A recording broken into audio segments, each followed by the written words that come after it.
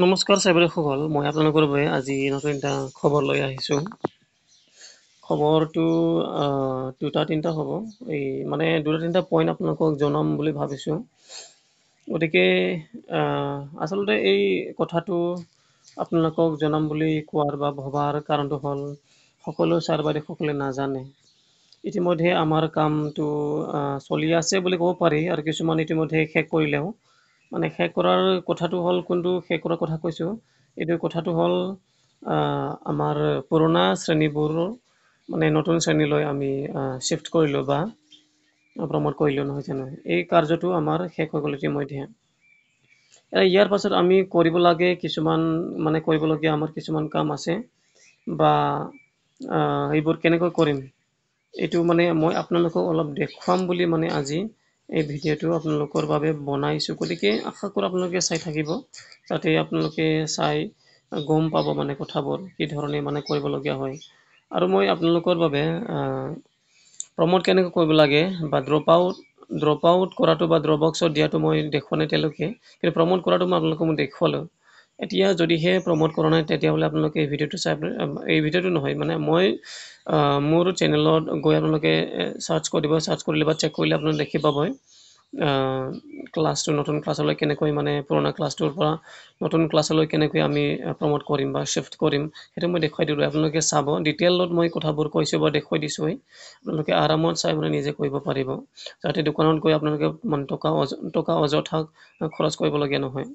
গতিকে এতিয়া মই আপোনালোকক যিটো কথা ক'বলৈ কৈছোঁ বা আহিছোঁ আজি, ইয়াৰ কাৰণটো হ'ল এয়া চাওক,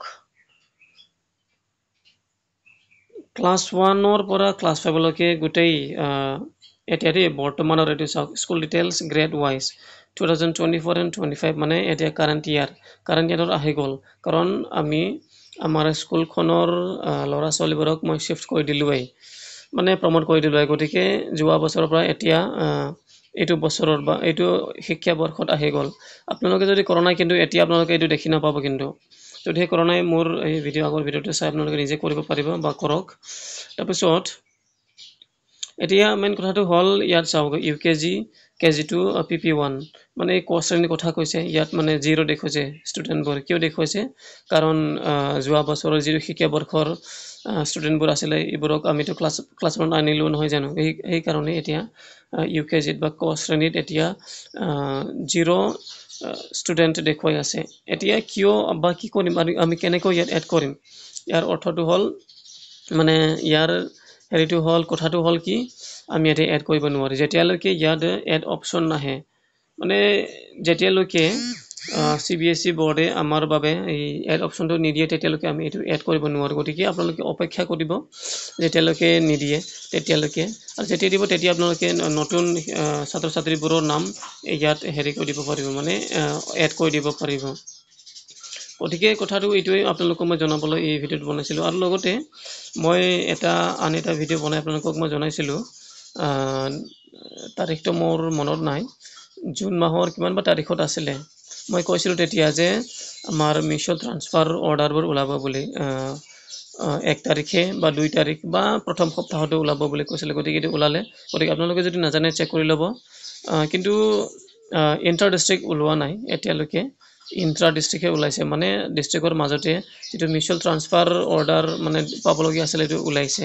এতিয়া ইণ্টাৰ ডিষ্ট্ৰিক্টটো ঠিক নাই, এইটো সপ্তাহতে ওলোৱাৰ চান্সটো আছে। গতিকে কেইদিনমান ৰখিব, সকলোৱে ভাল খবৰটো পাব আৰু নিজৰ ইচ্ছামতে য'ত যাব বিচাৰিছে তালৈ যাব পাৰিব।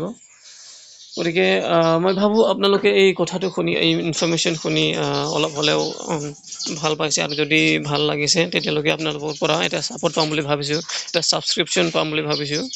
লাইক বা শ্বেয়াৰ কৰি দিব সকলোৰে সৈতে, যাতে সকলোৱে কথাবোৰ শুনি বা ইনফৰমেশ্যনটো শুনি ভাল লাগে আৰু তেওঁলোকেও নিজৰ নিজৰ কামবোৰ কৰিব পাৰি। ইয়াকে মই আজিৰ এই ভিডিঅ'টো সামৰিছোঁ। ধন্যবাদ।